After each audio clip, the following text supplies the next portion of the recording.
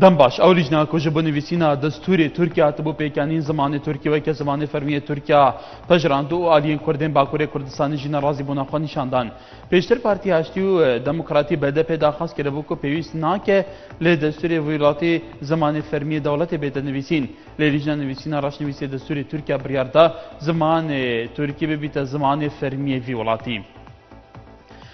دادوارên Parîsê ya paytexta Fransalê Kurînê lê dûseyekî mêbarankirinê Halabçe dike ku li sala 1988 ji aliyê hikûmeta Iraqê ve hatibe encamdan pê diçe ku meke sazî û kampanyên cudayên Fransî jî bêne sizadan. Kempîna çav her çave gefa tumarkirina skala yasayî li ser Wezareta Saxlamiyê dike eger bêt û berpisên evê Wezaretê girovên پشت کنترل جوری سردرمان لهرمی نخنه برچاف کمپینا چاف هر چاوه کو جالی کمکان نجداران کسین شهر زاوه لپشتی در آنینا چاوه چند حولاتی کم بسدم بکارینی نادرزی آواستین لحولیره هات بارا گهندن ده بیاننامه که دامه جبه چندی کرنه کو هفتیا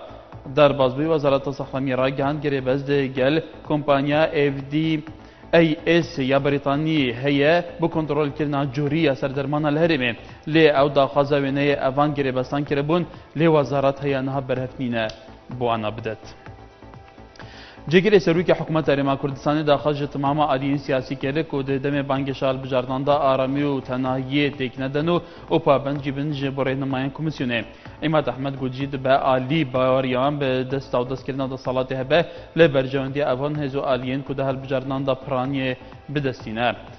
پارێزگارê Kerkûkê jî daxwast kir ku Komîsyona Bilind a Hilbijartinan kar bike ji bo encamdana hilbijartinên civatên parêzgehan lê Kerkûkê. Necmedîn Kerîm ji bo Ajansa Anadolu ragihandiye piştî ku Dadgeha Federalî madde 23 ji yasaya hilbijartinên parêzgehan hilweşandiye daxwast ji Komîsyona Bilind a Hilbijartinan dikin ku dest bi karbê ji bo encamdana hilbijartinên civatên parêzgehan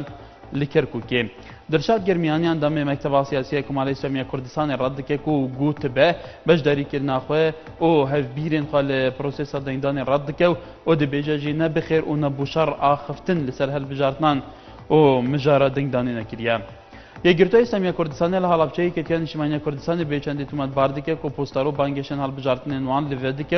û lê şûna postaro bangêşên xwe hildewese. Pişka ragihandina malbandê pêncî Yekgirtiya İslamiya Kurdistanê bu malperê Kordiyo ragihandiye ku bi serincdana hilbijartinên derbasbûyî jî ev teḥemûl nekirine bi rêja deng û giraniya yekgirtû lê vê deverê vedgere yekgirtû di niha da bi hevrikê serêkê xwe dizanin li vî sinûrî. Li derêceya hewlên welatên Rojava ji bigirtina bera rêwawên pêwîst bû sizadana hikûmeta Sûriya li ser dosyeya bikaranîna çekî kîmiyayê li dijî welatiyên devera Xotaya Şerqî her pênc welatên endamên herdemî li civata û li kariya nêvdewletî dawî bi civîneke neasayî taybet bi rewşa Sûriya anî bê ku bigihene tú derencam û lêhefatnekê. Di konferansekê rojnamavanî jî da sebaretî dosyeya bikaranîna çekî kîmiyayî li welatê Sûriya Barack Obama serokê Amerîka ragihand heye niha biryar li ser şêwazê bersivdana hikûmeta Sûriye nedane. Di derêceya da xwaniye da Obama gotî her velivînekê Amerîkî weke hojdariyekê bi hikûmeta Sûriye mebesa haydarkirinê li dubare bikaranîna çekî kîmiyayî li dijî hewlatên sivîl. Her şad û bextor be.